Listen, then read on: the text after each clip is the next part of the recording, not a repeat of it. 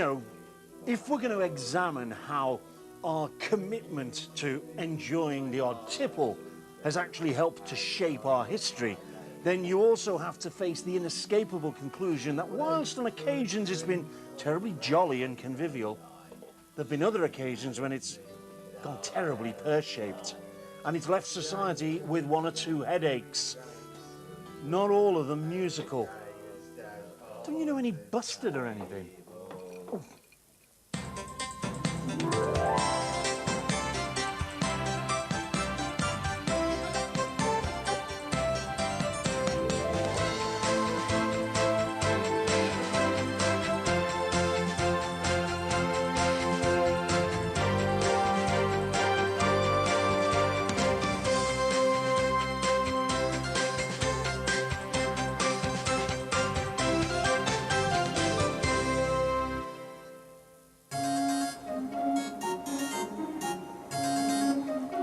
Cambridge is renowned for colleges full of clever chaps with colossal brains who are so intoxicated by the deep delights of learning they never feel the need to get drunk on anything else. Oh yeah, right. If I'm doing a programme about how our love affair with booze has shaped the history of the region, and despite appearances that is what I'm actually doing, I'm not just on a little jolly, then I suppose really I couldn't bring you to a better place than Cambridge, could I? Because if you think about it, there's always been that time-honoured association between students and booze. It's not a modern phenomenon, it's gone on for hundreds of years. In 1625, here in Cambridge, there was one alehouse, licensed alehouse that is, never mind all the unlicensed ones, one for every 52 inhabitants. I mean, today, the average is something like 1 to every 1,000 people in the country. So clearly it was a slightly boozier age than we live in today, despite appearances. I'll give you an example. There was one householder who, it's recorded in his household accounts, that he was consuming as the head of the household something in the region of 13 pints of beer per day. And at the court of Henry VIII, even the girlies would keep their end up. 3 ladies in waiting would be allowed a gallon of ale at breakfast and a gallon through the day. Now, OK, that was small beer and nothing like as strong as modern stuff, but it's no wonder that one of the most popular songs of those days was a number called Pastime with Good Company. Ooh.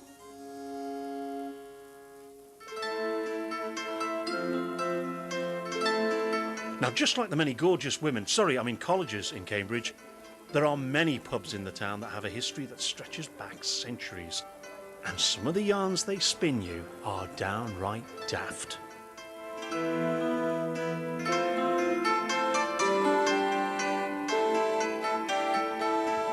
What do you think is the connection between the bard, Shakespeare's dad, oh yeah, and a chap in leather breeches? I don't know, but that guy down there does. He's ever so clever, he knows all sorts of stuff. Thank you. Shakespeare's dad was an ale conner. In other words, someone who conned or assayed the ale. That means they tested it by tasting it. You see, the medieval assize of ale demanded that an alewife would place a stake or a broom outside her premises to announce that there was a fresh brew ready to be drunk. But of course, it didn't just announce that to customers, it announced it to the ale conner, that it was time for him to come to the premises and strut his stuff. And it went like this. The alewife would come forth with her best new brew.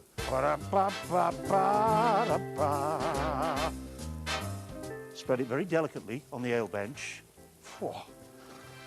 And the ale conner would seat himself on the said bench in his leather breeches. Have you any idea how much leather breeches cost? That's why we got these. Now, he would then wriggle himself in. His assistant would tap him down, nice and secure, and then he'd sit there for 20 minutes, a couple of hours, until it was time for him to stand up. If he was able to get off the bench and the leather breeches hadn't stuck to the bench, it meant that all the sugar had been converted to alcohol. And so he wasn't sticking to the thing, which meant that the beer was good beer. So good that it could then be sold to the local populace. This is a bit frugal, isn't it? This is why you don't drink beer in an alewife's house. Sorry, no offence. The thing is, it's just another thing that the advertising people have made up. Ale Connors had a very important job, but it was also a job for the boys. All they did was come round to the premises and taste the ale. You know, look at it. Actually, not a lot of point in doing that because it was usually in a pewter pot, so you wouldn't see very much.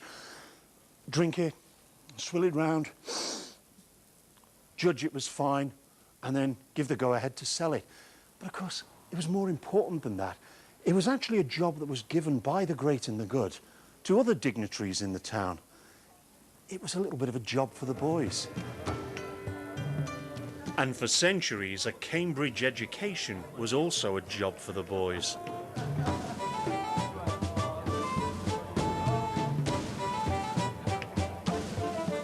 You see, class antagonism is at the root of the conflict between town and gown. And when townsfolk and students had drink taken, fears and resentments came frothing over. One Cambridge graduate, historian Andy Woods, is just the man to chat to about the violence which was the scourge of the town in the 15 and 1600s. This whole business that we hear about today, the police constantly saying that violent crime is inextricably linked with overindulgence in alcohol. There's absolutely nothing new about that, is there? You know, one of the things, both today and in those days, is the degree of sort of, let us call it upper-class violence within Cambridge. Obviously, the main targets for this wonderful education are young men in their late teens and early 20s. And these guys are parading through the streets of Cambridge with their swords, drinking, shouting, asking for it, really. Those drunken upper-class young men are going to come into friction with equally drunken working-class men, young men, and there's going to be problems. There's actually quite a nasty underbelly to it all, isn't there? There's a lot of violence in the streets of Cambridge, and there's a lot of violence against women as well. There's a whole aspect of Cambridge University, because in those days, and up until the early 20th century, women weren't allowed to attend Cambridge University. So it's a very masculine phenomenon, and one of the issues that's going on are you know, not to put it too bluntly, are violent group attacks on women. In the worst case scenario, when large numbers of people get drunk on the streets today, it is very worrying. But back in those days, it was actually deeply dangerous, wasn't it? One of the things that I observed when I was a student at Cambridge was a lot of friction, town and gown friction, between youthful, aggressive, drunken, upper-class lads moving around in hordes, chanting their chants about, you know, rugby clubs from certain colleges, and the lads from Cambridge watching them and not liking it very much. And really, that is what it would have been like in the 16th and 17th centuries. If you missed the bit out about rugby, basically it would have been the same. A lot of friction, a lot of youthful, masculine, drunken friction between these two different opposed social groups, getting more and more drunk as the evening wore on, and a little bit violent. So, in some ways, nothing's changed.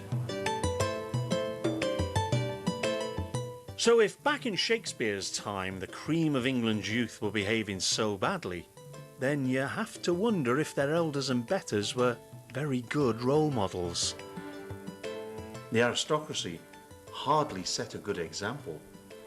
And royalty. James I was married to Queen Anne of Denmark. Well, she wasn't Queen of Denmark, she was Queen of England because she was married to James I. She was only a princess back home, but her dad, King Frederick of Denmark, came to visit his little princess, and when he arrived in England, a huge diplomatic bun fight was laid on at Tibbles in Hertfordshire.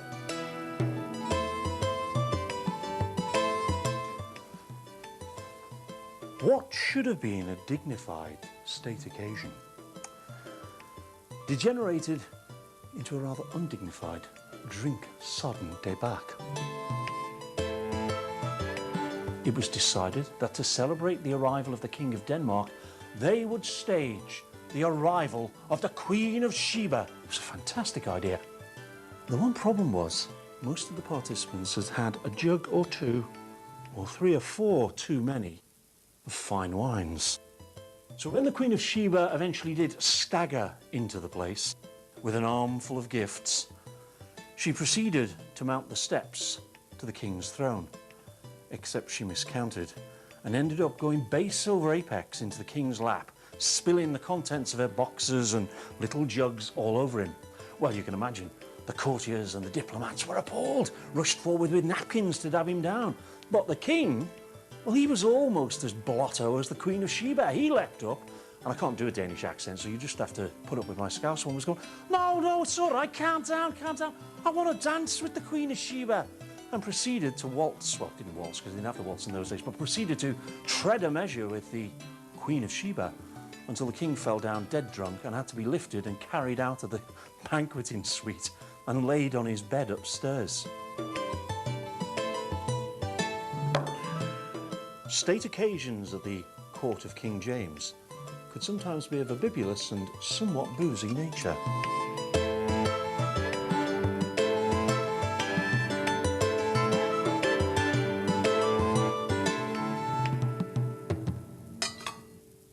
Here's one to think about over the break. Why is so much tosh talked about tankards with lids? And glass bottoms come to that. I'll tell you when we come back.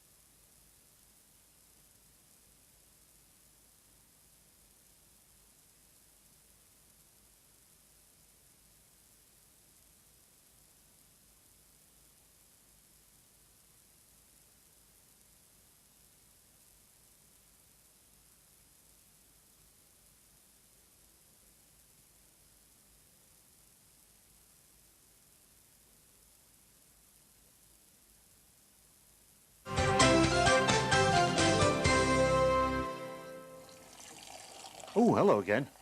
The question was, in case you've forgotten, why do so many tankards have lids on them? Well, people will tell you that they have a lid on the tankard so that when the recruiting sergeant was in the district, he couldn't just quietly on the sly slip the king's shilling into the pot.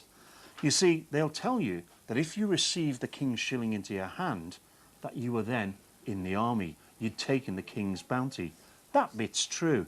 But the business about putting it in a pot and you catch you because you lifted the pot, all unknowing, that's total tosh. The reason why you have a lid on a tankard is much more prosaic, much more practical. You see, in days gone by, alehouses and some of the lesser well-to-do inns would actually have not plastered ceilings, but just bare boards up above.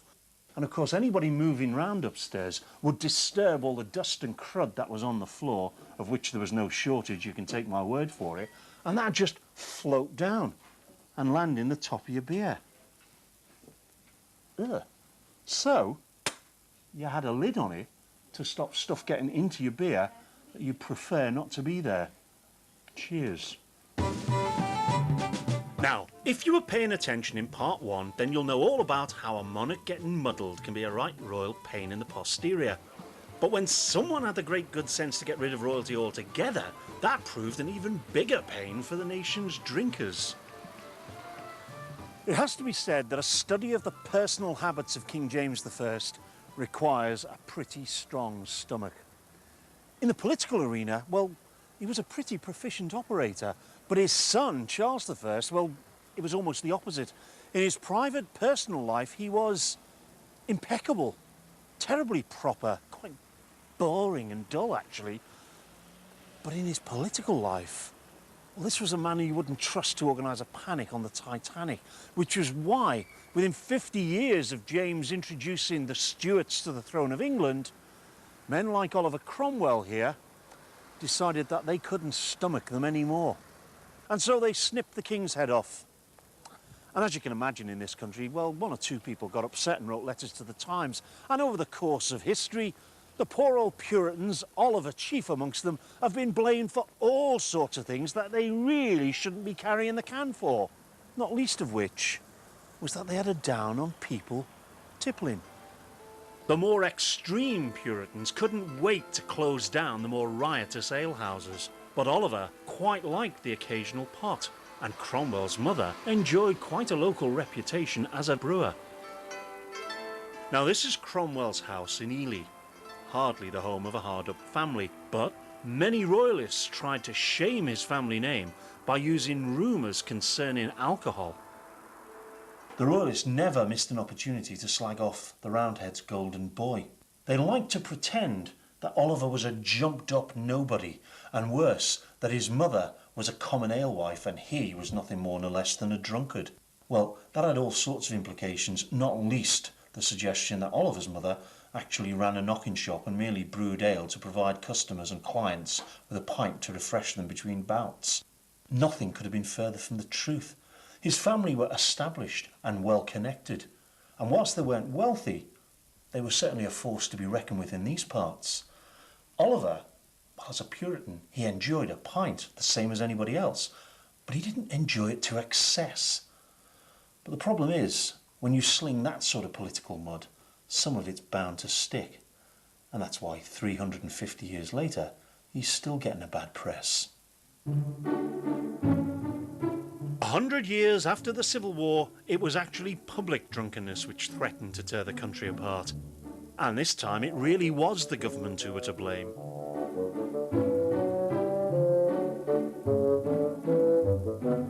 You know, we might like to try and kid ourselves that it's a modern problem, this business of people out on the streets begging and then zipping into the nearest supermarket to get tanked up on high-octane booze. But it's not. In the middle years of the 1700s, there was widespread concern throughout the entire country at the amount of gin that was being drunk by people. Oh, where's my baby? It was destroying a whole... Where's my baby? Where... He's here, you stupid, slatternly sot. You've been sitting on him. Augustus, shh, there's a good boy.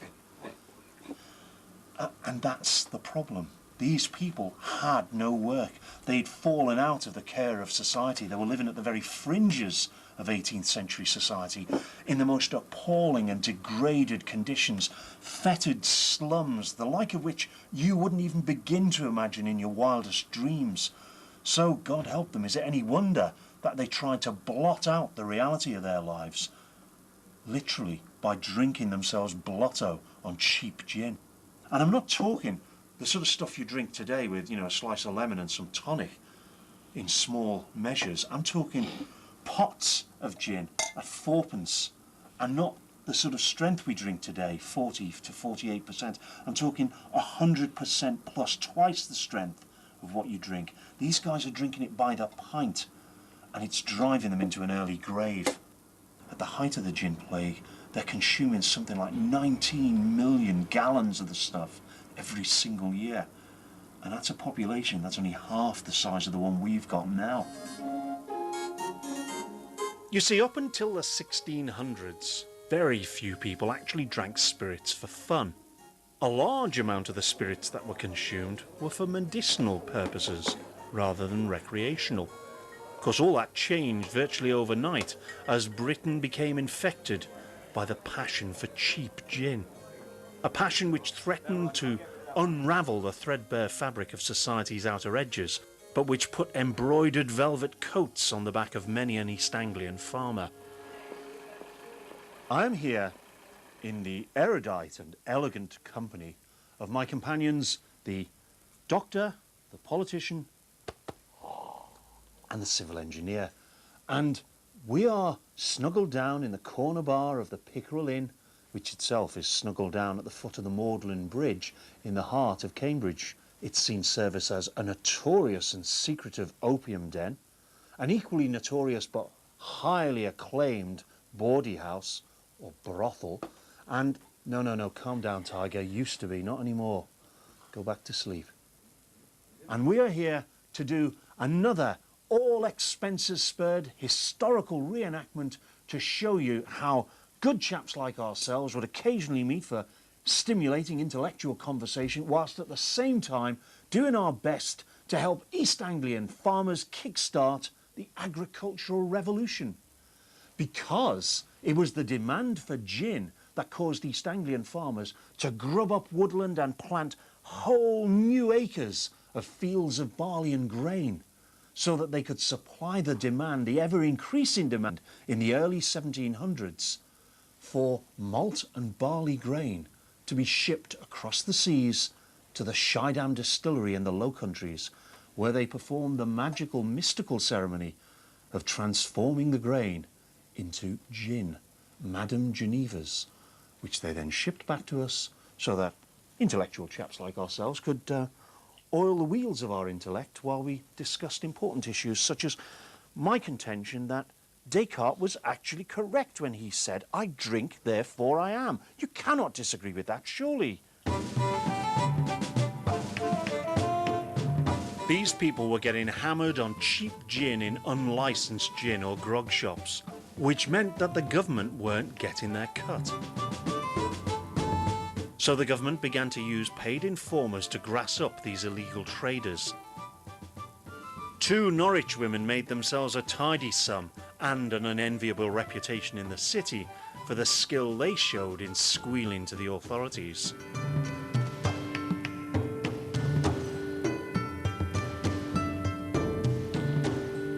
But informers didn't even begin to scratch the surface of the problem. And it was only in the late 1700s, long after the government had hiked up the tax on gin, that living conditions began to improve. And that's what spelt the end of the gin plague. Of course, all sorts of folk make all sorts of profit out of the drinks trade, from the exchequer right the way down to the publican.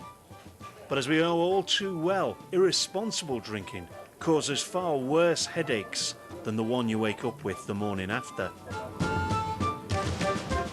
For those of us who have the great good fortune to be able to use and enjoy alcohol as our recreational drug of choice, it's all too easy to forget that it is a fiercely destructive, violently addictive substance. Make no bones about it, it destroys the lives of tens of millions of people.